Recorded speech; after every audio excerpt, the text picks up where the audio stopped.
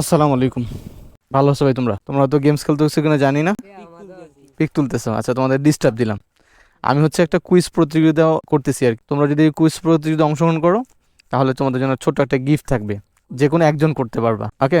আচ্ছা, তিনটা প্রশ্ন লেখা আছে, তিনটার মধ্যে দুইটা প্রশ্নের আনসার দিতে পারলেই এটা তোমাদের জন্য।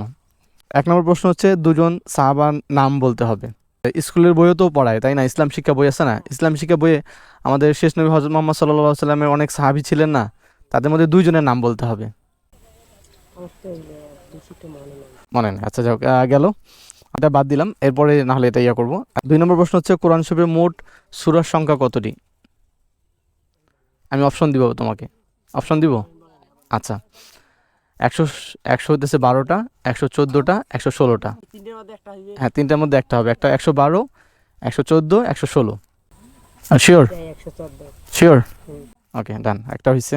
3 নম্বর প্রশ্ন হচ্ছে হজরত মোহাম্মদ সাল্লাল্লাহু আলাইহি সাল্লাম কোথায় মৃত্যুবরণ করেন, অর্থাৎ তার কবরটা কোথায়? না না না না, ওরা প্রতিযোগিতায় অংশগ্রহণ করছে। আচ্ছা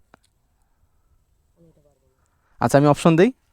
আচ্ছা, একটা হচ্ছে মক্কায়, একটা হচ্ছে মদিনায়, আর একটা হচ্ছে ফিলিস্তিন। ইশারা দিও না। শিওর? ভালো করে বলো।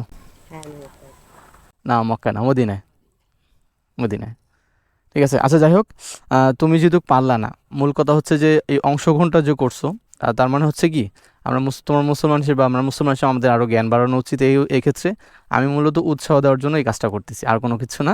এটা হচ্ছে দুইজন সাহাবার নাম বলতে বলছিলাম। একজন সাহাবার নাম হজরত আবু বকর রাদিয়াল্লাহু তাআলা আনহু, একজন কি হজরত ওসমান রাদিয়াল্লাহু তাআলা আনহু, একজন কি ওমর ফারুক রাদিয়াল্লাহু তাআলা আনহু, একজন আলী রাদিয়াল্লাহু তাআলা আনহু। এই চারজন সাহাবার নাম সিরিয়াল অনুযায়ী বলতে পারবে, যেমনি বলতে পারতা, তাই না?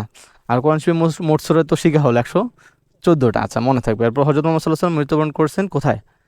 মদিনা শরীফে আছেন। আচ্ছা, যেহেতু তুমি পারছো, একটা হলেও পারছো, এই জন্য আমি তোমাকে এটা দিচ্ছি। তুমি খুশি? হ্যাঁ, মানে জিনিসটা হচ্ছে যে প্রতিযোগিতা পারতে হবে এরকম না, মানে বিষয়টা এরকম না। বিষয়টা আমার মূল উদ্দেশ্য হচ্ছে যে কেউ জানুক, উৎসাহিত হোক, এটাই। ঠিক আছে, আর এটা একটা ভালো লাগার বিষয়।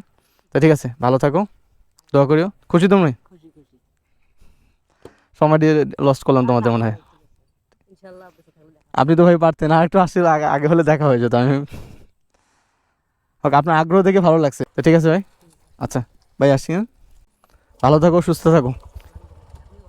ঠিক আছে, আসসালামু আলাইকুম।